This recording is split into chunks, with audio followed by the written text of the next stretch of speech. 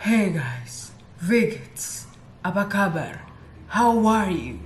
Hari ini, welcome back to Paranormal.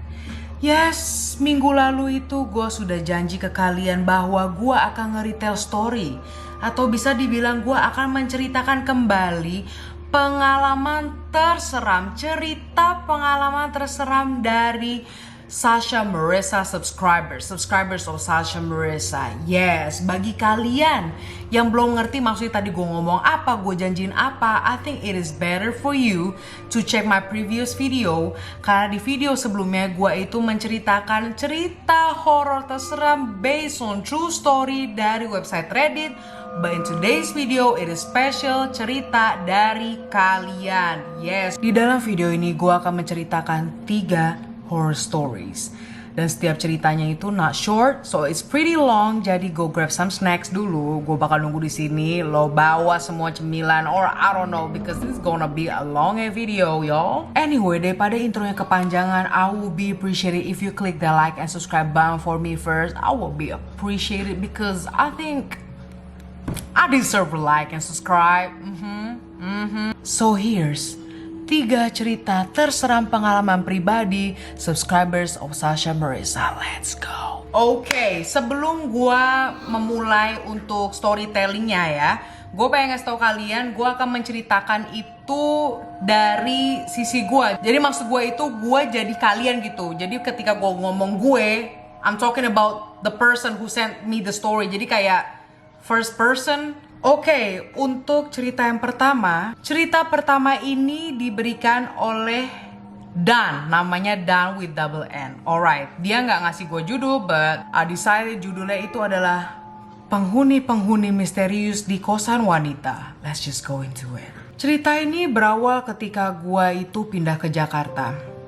Gue berasal dari Bandung, dan kejadian ini dimulai di tahun 2011. Pada tahun 2011 itu tanpa ragu gue langsung pindah ke Jakarta. No worries, no nothing about. Karena gue udah ada kenalan dan gue itu mengenal seseorang ini dari Facebook. Well, seseorang ini sudah meninggal, jadi let's just say kita akan panggilnya almarhum Ivan. Gue mengenal almarhum Ivan ini dan dia itu sangat baik sekali. Dia itu sampai ngasih gue shelter. Shelter tuh bahasa Indonesianya apa ya? Ngasih tempat tinggal apa namanya ya? Memberikan, ya, dia sangat baik sampai dia itu memberikan gua tumpangan untuk hidup sementara di Jakarta. Yes, almarhum Ivan ini dia tinggal di kosan yang di daerahnya itu di Jakarta Barat. Ya, di area Mangga Besar lah ya. Ketika gua sampai di kosannya Ivan, well itu kira-kira jam 9 malam lah ya. Gua melihat di depan pagar itu ada tulisan kosan asrama putri. Ketika gue masuk ke dalam kosannya, oh ternyata Ivan itu tinggal bersama drag queens. Jadi mayoritas di dalam kosan tersebut itu adalah para drag queens performer lah ya. Pada suatu hari, para drag queens ini mempunyai hari di mana mereka itu akan spend a night out, di mana mereka itu akan mempunyai acara tapi di luar kosan. Jadi karena mayoritas itu drag queens dalam kosan tersebut, banyak banget yang cabut untuk ke acara tersebut.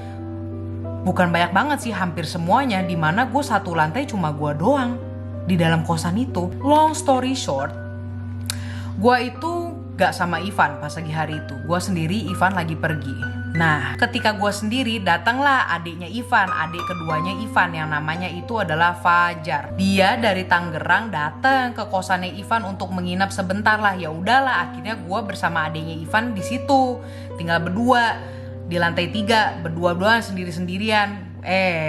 Ternyata ketika kita mau tidur, gak tahu kenapa gue itu berasa ada yang merhatiin gue dari kamar mandi kosan sini gitu loh. Dan gue tuh bener-bener diliatin, ditatapin dengan intens gitu sama sesuatu yang ada di kamar mandi tersebut. Dimana gue akhirnya gak bisa nyaman sampai-sampai gue ngebangunin adiknya si Ivan ini, si Fajar. Gue bilang, dek bangun bentar yuk dek, pindah ke kamar sebelah aja. Nah, kamar sebelah itu adalah kamarnya adiknya Ivan yang pertama, yaitu namanya si Gali. Almarhum Gali sih, dikarenakan Gali juga sudah wafat. Dan ya ternyata di kamar samping itu Gali masih ada. Ternyata kita nggak sendirian dalam lantai ini, ada 3 orang. Akhirnya satu kamar nih bertigaan berjibun dalam kamarnya si Gali ini. Nah ketika udah tidur ya udahlah, kukuruyuk kan. Udah pagi, gue ceritain ke mereka, Fajar, nih gue kasih tahu ya kenapa gue kemarin ngebangunin lo nih malam-malam, terus kita pindah ke kamar kakak lo. Ya udahlah, gue ceritain. Ketika gue ceritain, ada salah satu penghuni kosan yang mungkin eavesdrop ya, maksudnya nguping terus tiba-tiba nyamber gitu. Ya mohon maaf deh, soalnya emang nih kosan memang terkenal banyak penghuninya, notabene haunted gitu. Jadi kamu biasain aja ya, soalnya kita semua juga sering diganggu. Oke, well, gue kaget aja minggu pertama gue di Jakarta, gue udah dikejar-kejar jurik gitu. Damn. Jadi ketika gue udah ngalamin hal tersebut, ya udahlah gue mulai bercakap-cakap dengan teman-teman kosan inilah. One day, saat itu kita lagi ngumpul di teras. Ngumpul loh bareng-bareng. Kita ini lagi menceritakan ya cerita-cerita serem begini sih. Terus tahu nggak sih tiba-tiba ada bau melati nyengat banget, dan itu yang nyium bukan gue doang. Semua orang yang lagi ngobrol ini di teras itu ngecium bau melati. Ya udahlah, dikarenakan gue juga diganggu di kamarnya Ivan, bagaimana gue itu nginep deh di salah satu kamar temen gue di sini di kosan ini. Ya udahlah, tetapi setiap gue nginep di kamar temen gue yang lain dengan orang yang berbeda ini itu, gue itu tetap diganggu. Tapi diganggunya itu gue tuh ditindihin. Dan itu selalu ditindihin. Mau di kamar siapapun. Yap. Gak cuma itu. Setiap gue jalan di lorong kosan, gue selalu mencium aroma bau kentang. Dan setelah diselidikin, bau kentangnya itu tuh ternyata dari rumah kosong di seberang kosan gue. It's really suspicious, right? Dan kata orang-orang, bau kentang itu indikasi genderuwo. Oh my god. Dan semakin lama gue tinggal di kosan itu, semakin banyak cerita gue itu digangguin. Ini ada cerita lagi nih dari penghuni kosan lainnya, di mana dia pernah menemukan sebuah boneka. Nah gue tuh bingung, ngapain lu nemuin boneka terus langsung diambil-ambil, apalagi di kosan sini ya kan. Jadi temen gue ini ngambil boneka dari gudang. Akhirnya dia ambil tuh bonekanya, ditaruh di kamarnya. Lu mau tahu gak sih, hampir tiap hari dia itu dikasih lihat Kunti, dan Kuntinya itu ngemainin bonekanya. What the hell man. Akhirnya dia udah stres kan ya, maksudnya dia itu gak pernah tenang. Dia itu mulai nyadar, oh nih boneka nih bawa bala. Tetapi secara bersamaan rezekinya dia itu lancar banget ketika ada boneka itu. Regardless, walaupun dia dikasih duit banyak out of nowhere ya. Akhirnya teman gue memutuskan ya udah deh gue balikin lagi bonekanya ke gudang itu. Akhirnya setelah sekian lama gue tinggal di dalam kosannya Ivan, gue udah menemukan kerjaan yang lumayan lah, dimana ya mungkin gaji gue udah bisa nutup untuk punya kosan sendiri. Ya udah akhirnya gue ngebuka kamar lah di kosan sini. Tetapi kamar yang available itu dua-duanya kamar gudang. Aduh, gimana ya? Ya udahlah. Jatuhnya ini kayak salah satu cerita pengalaman gue di Jakarta. Gue buka kamar, gue bersihin kamar tersebut, dan mas-masnya juga, mas-mas penjaga kosannya juga ikut bersihin. Ketika mas-masnya udah selesai bersihin, gue pun juga ngebersihin lagi, just to make sure it gonna be a clean place, karena ini bakal jadi kosan gue. Nah, sembari gue ngebersihin kamar, lagi ngebersihin kamar mandi, salah satu anak kosan nih datang ke kamar gue. Woi, Cie, pindah di sini loh. Iya nih. Terus dia ngomong gini, jangan lupa kalau bisa lu aja ngobrol kamar ini. Permisi, nih aku mau tinggal di sini. Mau baik-baik lah ini itu. Ya siapa tahu kan ada yang tinggal di sini sebelum lo. Ada yang tinggal di sini sebelum lo. Ketika dia ngomong gitu sih, gue belum mau nanya apa-apa sih. Jadi gue iyain aja, ya udah deh bener-bener. Ketika gue udah bersihin kamar, dia udah cabut, gue tutup pintu, mulailah gue berbincang-bincang sendiri, seakan-akan gue berbincang dengan seseorang yang mungkin huni kamar tersebut. Malam hari sudah tiba, gue naruh kepala gue di atas kasur, dimana gue masih kebangun tapi gue udah lemes, kebayang lah ya. Ketika gue diambang-ambang mau tidur, gak tahu kenapa gue dikasih flashback dimana gue tadi ngebersihin kamar mandi dan temen gue itu datang. Terus ketika gue bersihin kamar mandi, gue melihat ada sosok ibu-ibu setengah baya memakai kebaya putih, dikonde, disanggul rapi, dan wajahnya itu tuh putih banget. Gue nyadar itu flashback. Tiba-tiba ketika gue melekin mata, itu ibu-ibu yang tadi dalam pikiran gue, ibu-ibu konde itu ada di samping gue. Dan dia ngomong, bukannya kamu ya yang ingin nemenin ibu di sini? Oh my god. Gue cuma pengen hidup tenang di sini, gue cuma pengen tidur tenang di sini, dan gue udah izin sama kamar ini.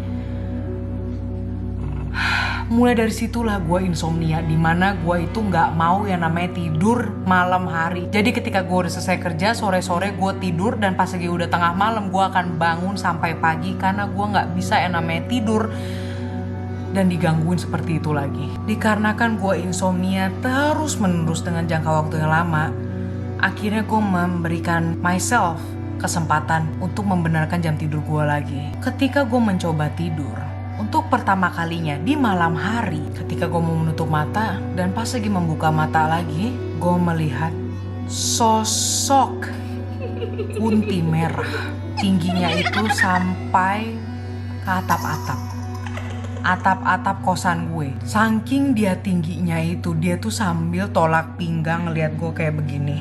Matanya itu sangat merah dan rambutnya itu basah keriting. Mata yang merahnya itu tuh bener-bener ngeliatin ke mata gue yang lagi tiduran di atas tempat tidur. Setelah kejadian tersebut, gue ceritalah kepada penghuni kosan yang lainnya, dimana salah satu penghuni kosannya itu datang ke dalam kamar gue, dan dia memerhatikan di dalam kamar gue nih ada satu sisi dinding dimana tuh ada bekas lembapan yang bentuknya rada aneh gitu. Dia bilang, gue ngeliatin bentuk rembesan lembapan di dinding lo yang ini tuh bentukannya kayak cewek rambutnya gimbal keriting basah gitu deh. Dia bilang biasanya nih ya, bentukan lembapan yang aneh itu di dinding itu tuh bekas makhluk halus tersebut tuh nembus di spot tersebut.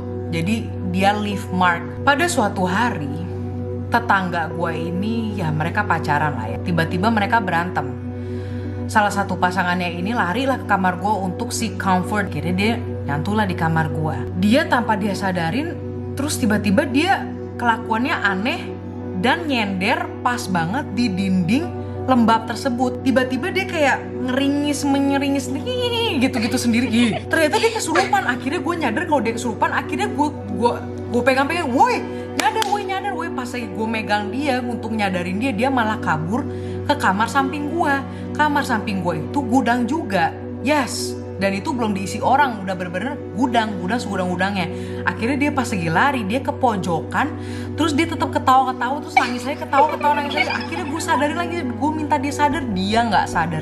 Penghuni kos lain akhirnya datang dan trying to exorcise him. None of us were ustadz atau pendeta, so we're like, we're damned. Jadi sebelum gue tinggal di dalam kosan di kamar ex gudang ini, ada cerita. Zaman dulu di kantin itu tuh sering dapet panggilan di mana ada penghuni kosan yang mesen nasi goreng lah ya bilangnya. Ketika mbak yang dari kantin ini udah bawa makanan yang tinggal delivery, maksudnya tinggal ngasih terus ngambil duit, mbaknya ngetok-ngetok terus nih ke kamar. Ngetok terus, bu, mbak, pak. Tetangga keluar, mbak, yakin kamarnya yang ini mbak, yang mesen makanannya?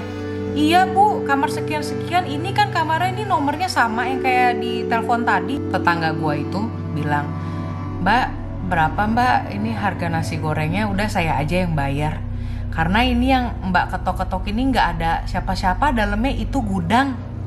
Pasti lagi kena pesanan goib ya. Pemesanan goib dong, ya ampun. Dan lu mau tahu ini kamar jadinya kamar siapa? Kamar gue. Dan selalu gue diganggu itu ketika gue setengah tidur. Ya gue lagi merem-melek. Dan ketika gue buka mata, kali ini bukan kunti merah, tetapi ada seorang dengan kepalanya yang botak. Semua badannya itu putih, tapi dia itu ngebelakangin gue. Jadi dianya duduk di atas gue, tapi gue ngeliat cuma punggung dia doang. Dia sedang nunduk kayak meringuk gitu, like this. Gue ngeliat belakangnya doang, gue nggak mau pegang, gue nggak mau nyentuh, gue nggak mau ngomong apa-apa. Jadi kata tetangga sebelah itu tuh penghuni kamar seberang lo. Cuma kalau dia lagi nggak suka sama penghuninya yang di kamar dia itu, dia bakal pindah. Nah dia itu pindah ke kamar gue kemarin. Dia tuh nggak suka kalau si penghuni kamarnya dia itu yang di seberang itu kalau lagi bawa pacarnya dan malah ngewow gitu. Nah si setannya nggak suka, akhirnya malah pindah kamar gue, nggak ada akhlak gitu. 9 bulan telah berlalu, akhirnya gue mengangkat kaki gue dari kosan tersebut. Gue memutuskan untuk tinggal di penginapan kantor gue yang bisa dibilang mes ya, bahasa Indonesianya mungkin mes tempat kerja. Akhirnya setelah gue pindah dari kosan tersebut, gue kira everything's gone, kata tante gue. Ketika lu menemukan dan langsung bertatap-tatapan langsung dengan kunti merah, dia itu akan susah ngelepas lo. Well, ternyata bener aja sih, walaupun gue udah pindah ke mes tempat kerja, indera penglihatan gue itu tambah tajam. Last but not least, kata tante gue, kunti merah ini juga seneng loh kalau misalnya kamu itu nyeritain tentang dia ke orang-orang lain dan diceritain lagi. Setannya pengen eksis, hahaha, kata tante gue ketawa. Well, ini cerita mistis gue yang gue alamin dari kosan tersebut. Dan gue niatnya untuk menceritakan ini ke Sasha Marissa.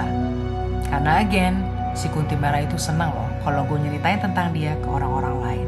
Yes, itu cerita pertama dari Dan. Gue pernah kejadian juga yang namanya itu tadi abis bersih-bersih. Mungkin gue lupa yang namanya permisi. Oke, cerita nomor 2 ini dari dia pengennya anonymous ya, tapi dia bilang Kak Sasha bisa panggil aku Nai. Oke, let's just say dari Nai. Judul cerita kedua ini adalah Teman Misterius di Pondok Pesantren.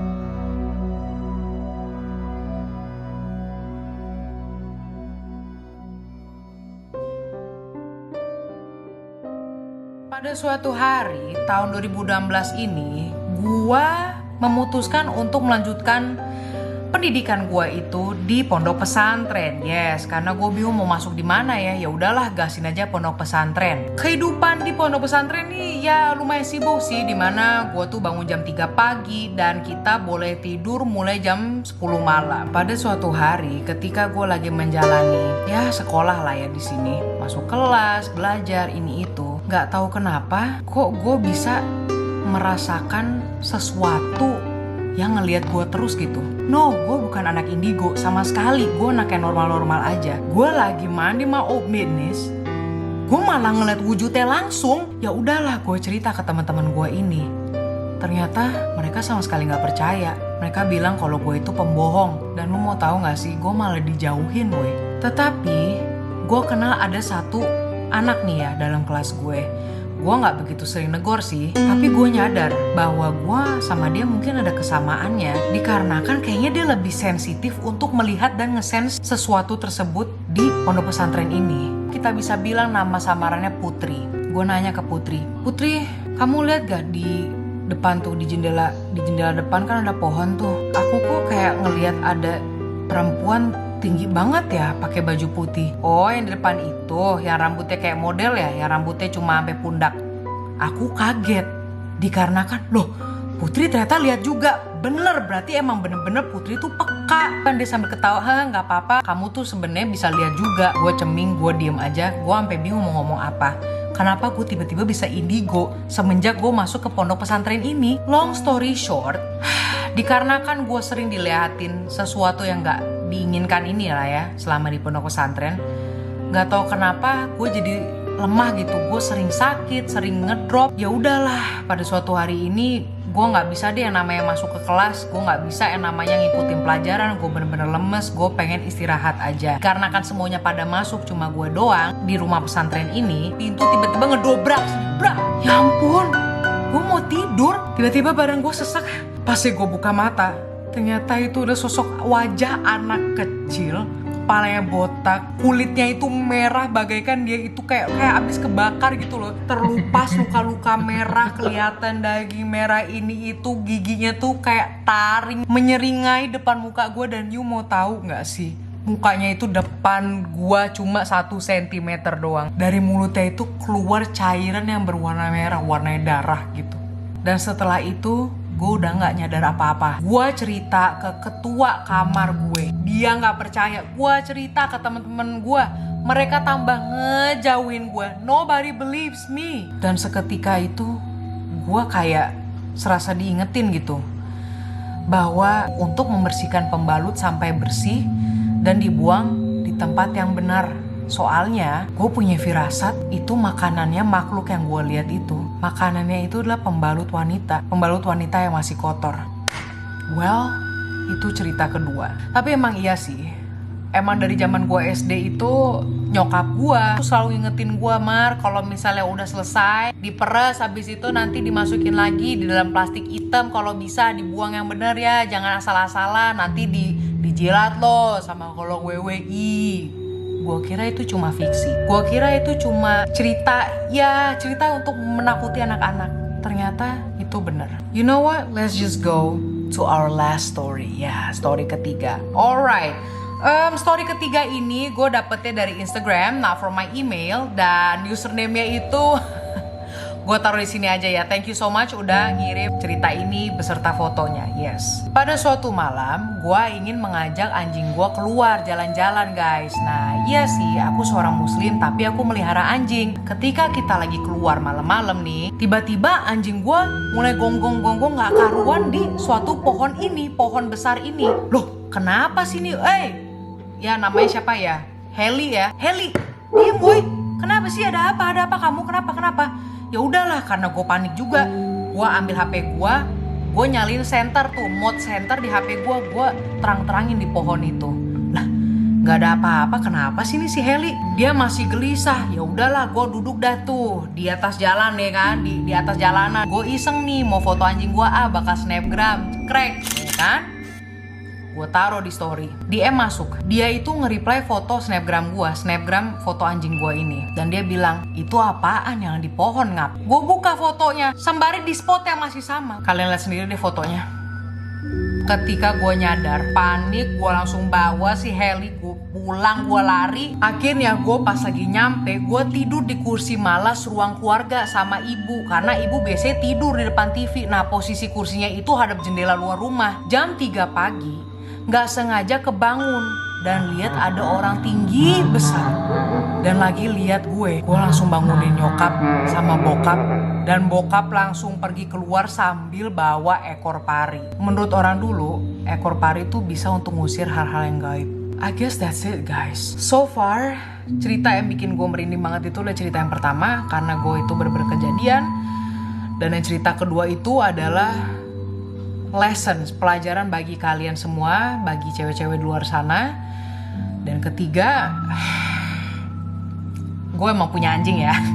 Dan gue itu familiar banget yang namanya kalau anjing udah gonggong-gonggong di satu spot yang gak jelas, antara di dinding atau di pohon, gue tahu itu ada sesuatu di sana. You already know what it is. It's jurik. Thank you so much for watching me. And I will see you next week. Don't forget to like and subscribe. Dan kalian kalau yang belum nge-follow Instagram gue, I will suggest you to follow my Instagram. Karena di sana gue sering banget yang namanya story yang horor-horor dan funny skits. Right. See you next week and I love you guys.